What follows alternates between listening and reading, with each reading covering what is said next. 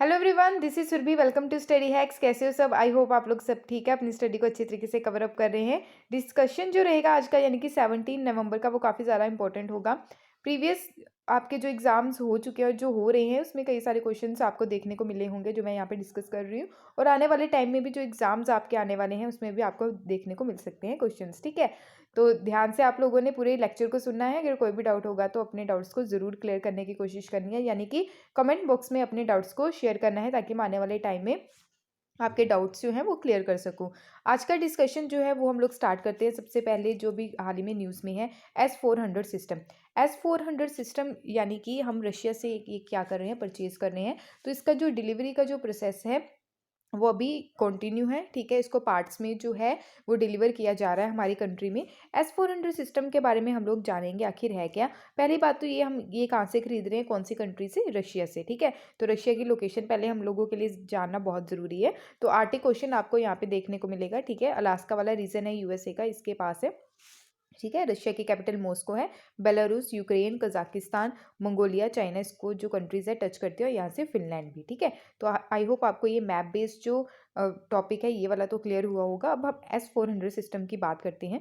S-400 system आखिर है क्या, ये प्रोसेस जो है इसका कैसे देखने को मिलता है। अगर कोई एनिमी कंट्री क्या कर रही है, अपना कोई प्लेन, ठीक है, अपना कोई प्लेन या मिसाइल जो है वो कंट्री में लेके आ रही है, या यानी कि हमला करने की कोशिश कर रही है, तो यहाँ पे क्या रहेगा, एक रेडार सिस्टम रहेगा, लॉन्ग रेंज सर्विलेंस रेडार। ये क्या करेगा, सिग्नल देगा कमांड व्हीकल को। ठीक है, कि हाँ भाई यहाँ पे एक मिसाइल है, दुश्मन की मिसाइल है, तो हमारी कंट्री में एंटर कर चुकी है, तो इसको हमने क्या करना है भाई, डिस्ट्रॉय करना है। ठीक है, तो कमांड व्हीकल जो है आगे एंगेजमेंट रेडार को सिग्नल भेजेगा। फिर एंगेजमेंट रेडार क्या करेगा, लॉन्च व्हीकल को सिग्नल भेजेगा। तो ये लॉन्च व्हीकल क्या करेगा, एक मिसाइल जो है ये इस प्लेन को डिस्ट्रॉय करने के लिए छोड़ दी जाएगी। ठीक है, लॉन्च कर दी जाएगी। तो हवा ही हवा में क्या कर दिया जाएगा, प्लेन को डिस्ट्रॉय कर दिया जाएगा। ठीक है, तो ये कंट्री तक पहुंचेगी ही नहीं। क्लियर, तो ये S-400 सिस्टम है। क्लियर, तो पाकिस्तान और चाइना के बॉर्डर पे हम क्या करेंगे, इस S-400 सिस्टम को वहां पे तैनात कर देंगे। क्लियर, इससे इससे क्या रहा है, इस S-400 सिस्टम को खरीदने से एक कंट्री जो है वो खफा हो रखी है। वो कौन सी है, वो यूएसए है। ठीक है, तो यूएसए जो है, वैसे ही सिमिलर अगर देखें तो यूएसए का भी ऐसा थार्ड सिस्टम है। ठीक है, तो थार्ड सिस्टम आपको सेम सिमिलर ऐसा ही देखने को मिलेगा। तो थार्ड की फुल फॉर्म आप देख लीजिए, वो होती है, लिख लीजिए आप, terminal high altitude area defence system. ठीक है, तो थार्ड, इससे रिलेटेड क्वेश्चन भी पास में पूछा जा चुका है यूपीएससी प्रीलिम्स में।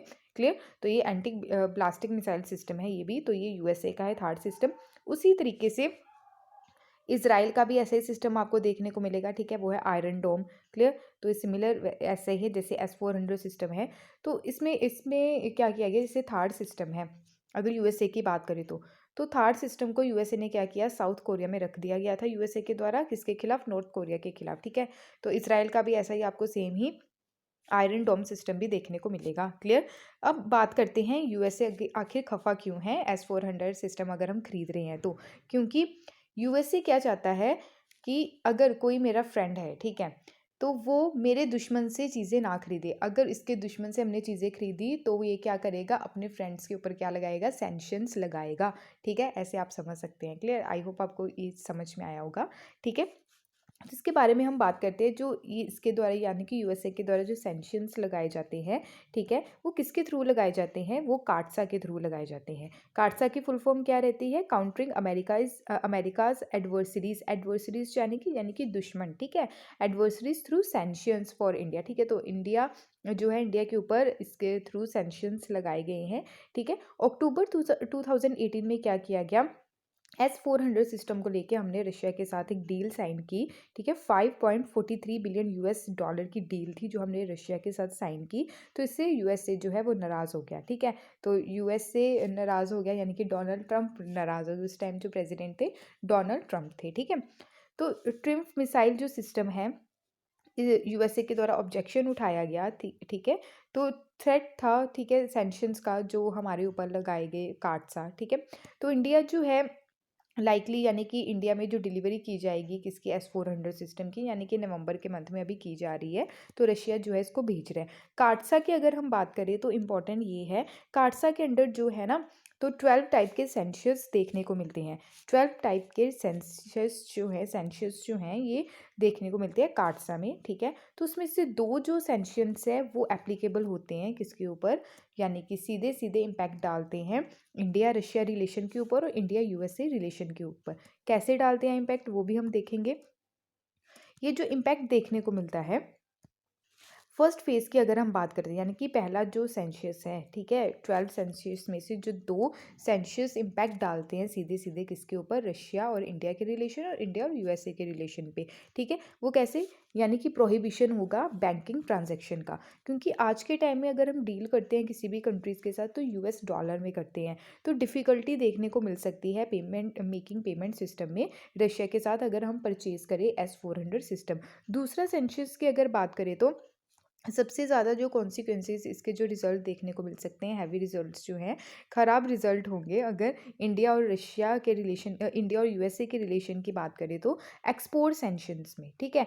अगर हम हमारी कंट्री कोई भी चीज़ अगर एक्सपोर्ट कर रही है, ठीक है, यूएसए को, तो यूएसए क्या लगाएगा, हमारे एक्सपोर्ट पे सैंक्शंस लगाएगा और उनकी कंट्री में जो हमारी चीज़ें हैं वो महंगे तौर पे बेची जाएंगी जिसकी वजह से लोग खरीदेंगे नहीं, ठीक है। तो ये भी दिक्कत आने वाले टाइम में हो सकती है, ठीक है। तो ये आप देख सकते हैं ये 2 ऐसे सेंशियस है जो कार्डसा के अंडर आते हैं, जो सीधे सीधे इम्पैक्ट डालते हैं हम लोगों के जो रिलेशंस है रशिया और यूएसए के साथ, ठीक है। यहाँ पे आप देख सकते हैं कार्डसा जो है, ठीक है, कार्डसा के अंडर हमारी कंट्री को भी इसके अंडर जो है सेंशियस लगाए गए, स्पेशली जो S-400 सिस्टम को लेके चाइना के ऊपर भी लगाए गए, इंडोनेशिया, ठीक है, टर्की। देखो टर्की जो है ये नाटो का मेंबर है, ठीक है। तो यूएस से भी इसका पार्ट है नाटो का। तो नाटो का मेंबर होने के बावजूद भी, ठीक है, तो यूएसए ने क्या किया, सैंक्शंस लगा दिए टर्की के ऊपर, क्लियर। तो हम जो हैं क्वाड के मेंबर भी हैं, ठीक है। तो अगर इन्होंने यूएसए ने टर्की को नहीं छोड़ा जो नाटो का मेंबर है, तो हम हमें क्यों छोड़ेगा ये, हम क्वाड के मेंबर भी हैं, ठीक है। तो ये भी सोचने की बात है, ठीक है। तो टर्की के ऊपर सैंक्शंस क्यों लगाए गए, क्योंकि टर्की ने भी रशिया से ये S-400 सिस्टम खरीदा, ठीक है। तो ये सारी कंट्रीज़ S-400 सिस्टम में क्यों खरीद रही हैं, मोस्टली कंट्रीज़ अगर देखें तो, क्योंकि जो S-400 सिस्टम है ना, ये यूएसए का जो थार सिस्टम है उससे ज़्यादा पावरफुल है, ठीक है। इसलिए जो है जैसे टर्की हो गया, चाइना हो गया, वियतनाम हो गया, ठीक है, तो ये क्या कर रही हैं, ये S-400 सिस्टम ही खरीद रही हैं, क्लियर। तो चाइना ने भी खरीदा और यूएसए ने क्या किया, सैंक्शंस लगा दिए इन कंट्रीज़ के ऊपर, ठीक है। और टर्की याद रखिएगा कि नाटो का मेंबर है, ठीक है। अगर इसके ऊपर लगा सकता है तो हमारे ऊपर हमें धोना बख्शेगा यूएसए, ठीक है। तो आई होप आपको ये चीज़ क्लियर हुई होगी। नेक्स्ट हम बात करते हैं S-400 सिस्टम के बारे में, कुछ चीज़ें जान लेते हैं, ठीक है।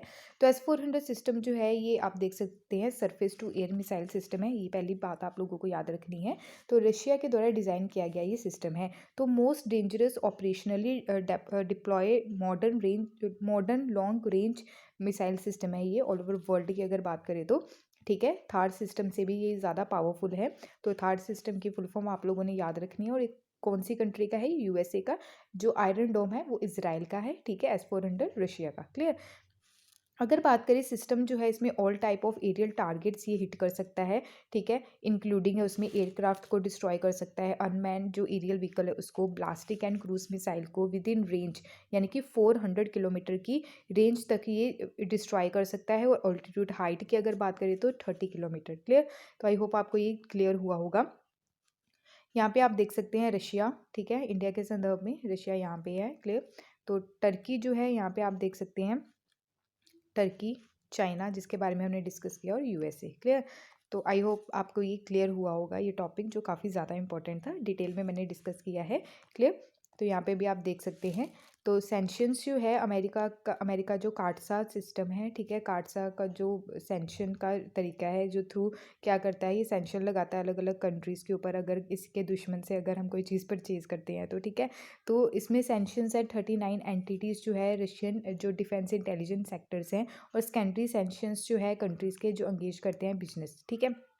तो ये सारी चीज़ आप लोगों को याद होनी चाहिए जो काफ़ी ज़्यादा इंपॉर्टेंट है, ठीक है। नेक्स्ट चलते हैं, जो बात की जा रही है अभी जनजातीय गौरव दिवस। जनजातीय गौरव दिवस जो है ये अभी सेलिब्रेट किया गया हाल ही में ही 15 नवंबर को। तो जनजातीय गौरव दिवस का मतलब क्या है आखिर? तो ये क्या बात की जा रही है इसके तहत? ये ट्राइबल कम्युनिटी के प्राइड की यहाँ पे बात की जा रही है, ठीक है। ट्राइबल कम्युनिटी के द्वारा जो फाइट की गई अगेंस्ट ब्रिटिशर्स के खिलाफ, ठीक है, उस चीज़ को रिकॉग्नाइज किया जा रहा है। तो यूनियन कैबिनेट के द्वारा भी अप्रूव किया गया 15 नवंबर को कि हर साल सेलिब्रेट किया जाएगा जनजातीय गौरव दिवस, यानी कि ट्राइब्स। क्लियर? कोमेमोरेट यानी कि किसकी याद में? जो ब्रेव ट्राइबल फ्रीडम फाइटर्स रहे हमारी कंट्री के, ठीक है। तो उसी के साथ साथ हम 75 ईयर्स हम सेलिब्रेट कर रहे हैं इंडियाज इंडिपेंडेंस के, ठीक है। तो जनजातीय गौरव दिवस जो है ये हर साल सेलिब्रेट किया जाएगा 15 नवंबर को, याद रखिएगा ये डेट, ठीक है। तो इसको रिकॉग्नाइज किया गया है, जो एफर्ट्स लगाए गए हैं ट्राइबल्स के द्वारा, ठीक है, स्पेशली प्रिजर्व करने के लिए हमारे जो कल्चरल जो हेरिटेज है, प्रमोट करने के लिए इंडियन वैल्यूज़ को, नेशनल प्राइड के तहत जिसको वैल्यू दी जाती है, ठीक है। क्लियर? तो सेवरल ट्राइबल मूवमेंट्स जो है अक्रॉस दी कंट्री चलाए गए डिफरेंट डिफरेंट रीजन्स में अगेंस्ट ब्रिटिशर जो कॉलोनियल रूल है। ये ट्राइबल कम्युनिटीज़ जो है इसमें इंक्लूड्स कौन कौन सी थी? तमार्स, संथाल, खासी, भील्स, मीजोस एंड कोल्स, ठीक है। तो ये जो है फ्यू नेम्स है, और भी बहुत सारा ट्राइबल कम्युनिटीज़ जो हैं जिनके द्वारा बहादुरी से लड़ा गया ब्रिटिशर्स के खिलाफ, ठीक है। ट्राइबल जो फ्रीडम फाइटर म्यूज़ियम, ये इंपॉर्टेंट है। ट्राइबल फ्रीडम फाइटर म्यूज़ियम जो है इसको भी लॉन्च किया गया, कहाँ पे? रांची में, ठीक है, झारखंड में। तो इनोग्रेट किया गया प्राइम मिनिस्टर जो है हमारे इंडिया के श्री नरेंद्र मोदी जी के द्वारा। तो 15 नवंबर जो है ये बर्थ एनिवर्सरी सेलिब्रेट की जा रही है ऑल्सो बिरसा मुंडा की, ठीक है। तो भगवान बिरसा मुंडा के नाम से इनको जाना जाता है। भगवान क्यों बोला गया इनको? क्योंकि जब इंसान क्या करता है, कोई ऐसा काम कर जाता है कि मतलब किसी ह्यूमैनिटी की मदद करने के लिए, ठीक है। तो ह्यूमैनिटी के साथ मिलके, यानी कि जैसे आप बोल सकते हैं ऐसा काम जो आज तक किसी ने नहीं किया है, ठीक है। लोगों की हेल्प करना, लोगों के बारे में अगर देखें तो उनके बारे में सोचना, ठीक है।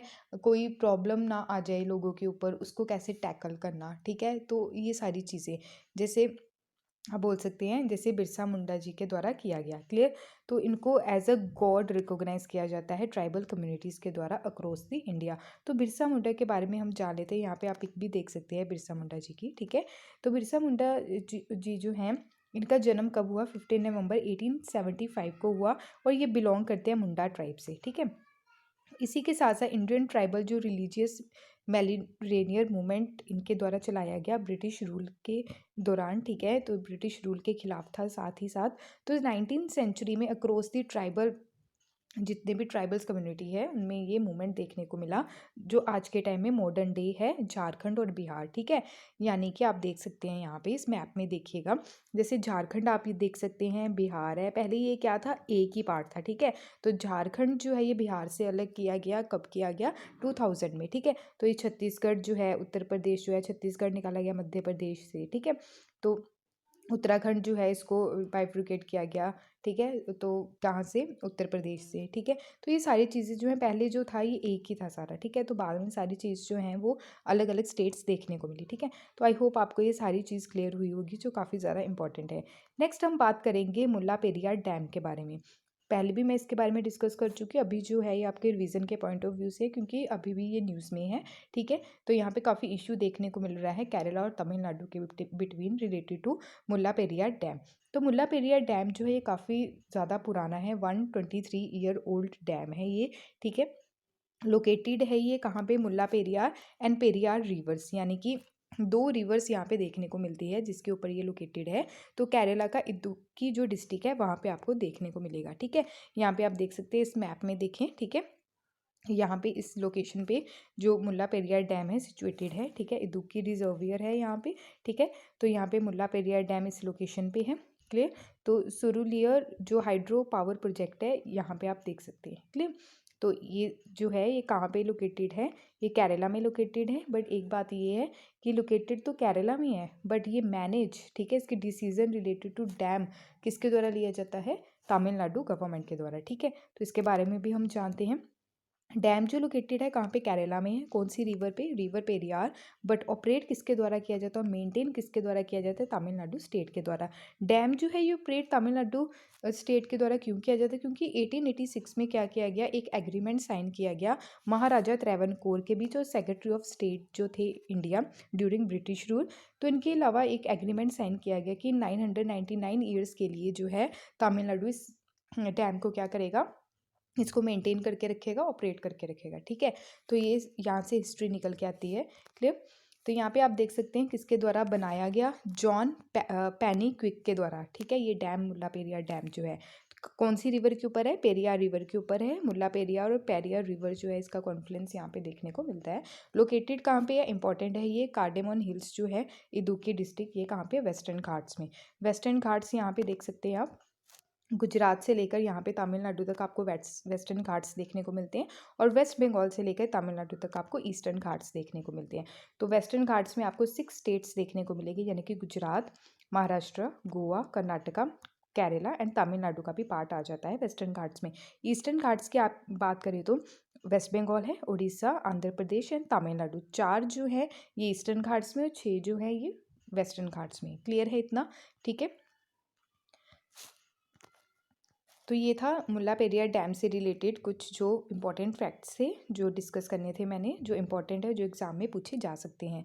अब बात करते हैं, एक वायरस जो है वो निकल के आ रहा है, तो वायरस जो है अलग अलग नाम के देखने को मिल रहे हैं। तो अभी केरला में ये अभी देखने को मिला जिसका नाम है नोरो वायरस। तो रिसेंटली ही हाई कॉन्टेजियस जो वायरस है जिसका नाम है नोरो वायरस, तो ये डिटेक्ट किया गया है कहाँ पे, केरला में देखने को मिल रहा है। ठीक है, तो काफ़ी ज़्यादा केसेस आ रहे हैं इसके भी केरला में। क्लियर। तो ये क्या है, एक ग्रुप है वायरस का जो लीड करता है किसको, गैस्ट्रो इंटेस्टिनियल इलनेस। इसका मतलब क्या रहता है कि variety of different different disease की जो वैरायटी रहती है, स्पेशली जो माइक्रोब्स रहते हैं, जर्म्स रहते हैं, ठीक है, तो एक्वायर्ड करते हैं ये कंज्यूम अगर हम करें, यानी कि होता कैसे है ये, अगर हम प्रदूषित अगर खाना खाएं या फिर किसी भी पोल्यूशन जो या फिर कंटेमिनेटेड चीज़ों के कांटेक्ट में आए, ठीक है, उसकी वजह से ये वायरस जो है किसी भी पर्सन के अंदर देखने को मिल सकता है। ठीक है, तो इसमें क्या रहता है, स्टमक में प्रॉब्लम देखने को मिलती है, वॉमिटिंग आती है, डायरिया की प्रॉब्लम आ जाती है। ठीक है, तो ट्रांसफ़र होता है ये इन्फेक्टेड टू हेल्दी इंडिविजुअल। ठीक है, यानी कि जैसे कोरोना वायरस है जैसे, वैसा ही आपको सिमिलर इसके सिम्टम्स देखने को मिलेंगे। ठीक है, तो इन्फेक्टेड पर्सन से हेल्दी जो इंडिविजुअल है तो उससे ट्रांसमिट हो जाता है, स्पेशली अगर हम कंटेमिनेटेड फूड या कंटेमिनेटेड सरफेस के कॉन्टैक्ट में आते हैं तो। क्लियर। तो ये ट्रांसमिटेड होता है ओरल फेशियल से भी। ठीक है, जैसे कि टिपिकली अक्कर होता है ब्रॉड क्रूज शिप हो गया, नर्सिंग होम्स होंगे, ठीक है, अदर क्लोज्ड जो स्पेसिस रहती है वहाँ से। ठीक है, यहाँ पे आप देख सकते हैं। ठीक है, नोरो वायरस जो है इम्पैक्ट डालता है। ठीक है, इफेक्ट क्या क्या रहते हैं किसी ह्यूमन बॉडी के ऊपर। ठीक है, फीवर रहता है, हाई फीवर देखने को मिलता है, हेडेक देखने को मिलती है, वॉमिटिंग, स्टमक पेन, ठीक है, डायरिया, एब्डोमिनल क्रैम्प्स और बॉडी यानी कि जॉइंट्स में पेन्स भी बहुत ज़्यादा होती है। ठीक है, सिम्टम्स जो अपेयर होते हैं 12 to 48 आवर्स के बिटवीन होते हैं आफ्टर इनिशियल इन्फेक्शन। सिम्टम्स जो रहते हैं लास्ट जो है 1 to 3 डेज तक जो है इसके देखने को मिलेंगे। ठीक है, वायरस जो है ये 4 up to 2 weeks तक आप देखने को मिलता है। क्लियर। ये वायरस जो है अफेक्ट डालता है लोगों के ऊपर, स्पेशली जो एज ग्रुप है, सीरियस सिम्टम्स देखने को मिलेंगे बच्चों में। ठीक है, जो बड़े लोग हैं उनमें, एल्डरली और पीपल जो है कॉमोर्बिडिटीज़। ठीक है, सिम्टम इसके क्या है ये मैंने आपको पहले बता दी। ट्रीटमेंट जो है इसका अगर देखें तो कोई स्पेसिफिक ट्रीटमेंट नहीं है, इसको हम कैसे कंट्रोल कर सकते हैं, साफ़ सफाई रखें आसपास। ठीक है, मास्क वगैरह वेयर करें। तो आज के टाइम में अगर देखें तो 685 मिलियन केसेस एनुअली देखने को मिलते हैं नोरो वायरस से रिलेटेड। 200 मिलियन जो है डिटेक्ट किए गए हैं, स्पेशली जो चिल्ड्रन है यंगर देन 5 ईयर्स। क्लियर। तो नियरली 50,000 चिल्ड्रन जो है इसकी वजह से उनकी डेथ होती है every year due to diarrhoea. ठीक है, जो कारण है किसका, वायरस का। क्लियर। तो आई होप आपको ये क्लियर हुआ होगा। नेक्स्ट अगर बात करें मुंह बंद रखो कैंपेन, अब ये कैसा कैंपेन है, थोड़ा सोचने के लिए हम मजबूर हो गए होंगे, है ना। तो मुंह बंद रखो कैंपेन जो है ये HDFC बैंक के द्वारा ये स्टार्ट किया गया है। तो हाल ही में इसका 2nd एडिशन देखने को मिला है। इसका मतलब क्या है, जैसे कि बैंक में फ्रॉड हो जाता है, ठीक है। तो बैंक में फ्रॉड क्यों होता है? क्योंकि बैंक में जो एम्प्लॉयज़ वगैरह या कोई काम कर रहा है, ठीक है, तो उनके द्वारा क्या होता है कि जो कॉन्फिडेंशियल जो चीज़ें रहती हैं उनको रिवील कर देना उनके द्वारा, ठीक है, तो वो चीज़ों को कम करना। क्लियर? इसकी वजह से फ्रॉड्स वगैरह देखने को मिलते हैं, तो इसलिए बोला गया है मुंह बंद रखो कैंपेन। तो HDFC बैंक के द्वारा सेकेंड एडिशन ये अभी लॉन्च किया गया है, ताकि अवेयरनेस फैलाई जा सके, जो फ्रॉड होता है उसको कैसे कम कर सके, और सपोर्ट किया जा रहा है। स्पेशली जो अभी international fraud awareness week celebrate किया जा रहा है नवंबर में, ठीक है, यानी कि 14 to 20 नवंबर तक। एम क्या है इसका? जो यानी कि कस्टमर्स से रिलेटेड, कस्टमर्स में अवेयरनेस फैलाना कि जितने भी टाइप्स के फ्रॉड्स होते हैं, ठीक है, तो उसको हमने कैसे कम करना है। इंपॉर्टेंस दे रखा है इसकी कि मुंह बंद रखना है, ठीक है, तो बातें जो है वो रिवील नहीं करनी है, ठीक है। तो इंश्योर करना, प्रिवेंट करना, स्पेशली अगर जो कॉन्फिडेंशियल जो चीज़ें रहती है बैंकिंग इन्फॉर्मेशन, स्पेशली उसको रिवील ना करना, किसी के साथ शेयर ना करना, ठीक है। HDFC बैंक के द्वारा ऑर्गेनाइज करवाए गए हैं आज तक 2000 वर्कशॉप्स, ठीक है, इन दी नेक्स्ट 4 ईयर्स के लिए, यानी कि करवाई जाएंगी। ओके, HDFC बैंक जो है आने वाले समय में नेक्स्ट 4 मंथ में 2000 वर्कशॉप्स जो है ये ऑर्गेनाइज करवाएगा इस कैंपेन के अंडर। क्लियर? तो HDFC बैंक के बारे में हम जान लेते हैं। HDFC की फुल फॉर्म रहती है हाउसिंग डेवलपमेंट फाइनेंस कॉरपोरेशन, ठीक है। इसकी अगर बात करें तो फाइनेंशियल सर्विसेज जो है ये प्रोवाइड करवाता है। फाउंड इसको 1994 में किया गया था, 27 ईयर्स अगो। हेडक्वार्टर्स इसके कहाँ पे है? मुंबई, महाराष्ट्र में, ठीक है। अगर चेयरमैन की बात करें तो अंतानु चक्रवर्ती। CEO कौन है इसके? शशिधर जगदीशन, ठीक है। तो ये चीज़ याद रखिएगा जो काफ़ी ज़्यादा इंपॉर्टेंट है। नेक्स्ट हम बात करते हैं, यहाँ पे बात की जा रही है इंडियन ऑथर जो रही थी हमारी, जो है मनु भंडारी, तो हाल ही में इनकी डेथ हुई है, ठीक है। तो ये काफ़ी ज़्यादा बेहतरीन, आप देख सकते हैं, बेहतरीन ऑथर थी, ठीक है, हिंदी ऑथर थी। तो रियोन्ड ऑथर मनु भंडारी जो है इनकी डेथ हुई हाल ही में, ये 90 ईयर की एज में इनकी डेथ हो गई। क्लियर? तो इनका जो जन्म हुआ था बानपुरा सिटी मध्य प्रदेश में हुआ था 1931 में, बट ये इनका जो बचपन बीता या ग्रो अप हुई, ये हुई अजमेर के, राजस्थान का जो अजमेर है वहाँ पे, ठीक है। इनके फादर जो थे सुख संपत राय, तो ये एक फ्रीडम फाइटर थे इनके फादर। तो इनके द्वारा वर्क किया गया था English Hindi and English to Marathi dictionaries के ऊपर। तो भंडारी जो है ये मेंबर भी रही नई कहानी मूवमेंट है, ठीक है, जो हिंदी लिटरेचर है उसकी, ठीक है। तो आई होप आपको ये क्लियर है। पर्सन स्पेसिफिक न्यूज़ में ये आपसे पूछा जा सकता है, ठीक है। नेक्स्ट हम बात करते हैं COP26 के बारे में। बहुत बार डिस्कस कर चुकी हूँ। COP26 जो है नवंबर मंथ में देखने को मिली, यानी किसी मंथ में, ग्लासगो स्कॉटलैंड, जो कहाँ पे है? UK में, ठीक है। तो इसके बारे में हम कुछ जान लेते हैं कि स्टार्ट कब की गई COP जो है। तो 1994 में COP फर्स्ट देखने को मिली बर्लिन जर्मनी में।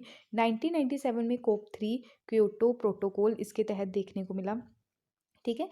2002 में COP 8 हुई, ठीक, कब हुई? इंडिया में हुई 2002 में। ये चीज़ आप लोगों ने याद रखनी है, दिल्ली डिक्लेरेशन भी इसको बोला जाता है, ठीक है। तो स्पेशली फोकस किया गया किसके ऊपर? जो पुअरेस्ट कंट्री है वहाँ पे कैसे डेवलपमेंट करना है, टेक्नोलॉजी कैसे ट्रांसफ़र करनी है, ठीक है। तो ये याद रखिएगा। इंडिया में 2002 में COP 8 हुई थी, जिसको दिल्ली डिक्लेरेशन बोला गया, ठीक है। 2007 में कहाँ पे हुई? बैली, इंडोनेशिया, जिसको COP 13 बोला गया। 2010 में COP 16 हुई कैनकम में, वहाँ पे ग्रीन क्लाइमेट फंड को क्रिएट किया गया, टेक्नोलॉजी मैकेनिज्म कैसे लेके चलना उसको, ठीक है। तो कैनकम जो अडेप्टेशन फ्रेमवर्क, इसको भी इस्टेब्लिश किया गया। इंपॉर्टेंट आपको ये रखना है याद कि इंडिया में कब हुई। क्लियर? तो 2011 में COP 17 डर्बन में हुई, ठीक है। तो इम्पॉर्टेंट है ये, क्योंकि गवर्नमेंट्स जो थी अलग अलग कंट्री की, उनके द्वारा universal climate change agreement sign किया गया 2015 का था जो, ठीक है, beyond the period of 2020। Clear? तो यहाँ पे आप देख सकते हैं COP जो 21 थी, जिसको पेरिस एग्रीमेंट बोला गया 2015 का। तो यहाँ पे जो बात की गई कि जो ग्लोबल टेम्परेचर है उसको 2.0 जो सेल्सियस है, ठीक है, उससे कम रखना है, जो अबव प्री इंडस्ट्रियल टाइम से, ठीक है। और जो लिमिट रखनी है इसकी 1.5 सेल्सियस, ठीक है। 2017 की बात करें तो COP 23 देखने को मिली बॉन जर्मनी में, ठीक है। 2018 में COP 24 कैटोवाइस पोलैंड। 2019 में COP 25 मैड्रिड स्पेन। अब 2021 में कौन सी देखने को मिली? COP 26। आपका होमवर्क रहेगा COP 27 और COP 28, ठीक है। तो ये कहाँ कहाँ पे होगी, कौन कौन सी कंट्रीज़ को होस्ट करेगी, तो ये आप लोगों का होमवर्क है, प्लीज़ बताइएगा ज़रूर, ठीक है। तो ये थे आज के जो इम्पोर्टेंट टॉपिक्स हैं। आई होप आपको ये टॉपिक्स क्लियर हुए होंगे। अगर कोई भी डाउट होगा इस टॉपिक्स के रिगार्डिंग तो अपने डाउट्स को ज़रूर शेयर कीजिएगा। अगर आपको ये वीडियो पसंद आए तो प्लीज़ लाइक शेयर और सब्सक्राइब ज़रूर कीजिए। अगर नहीं पसंद है तो डिसलाइक भी करें, ठीक है। तो रिव्यूज़ जो हैं अपने ज़रूर दें। PDF के लिए आप टेलीग्राम ज्वाइन कर सकते हैं, इंस्टाग्राम पर भी आप फॉलो कर सकते हैं। Thank you for watching my video. जय हिंद।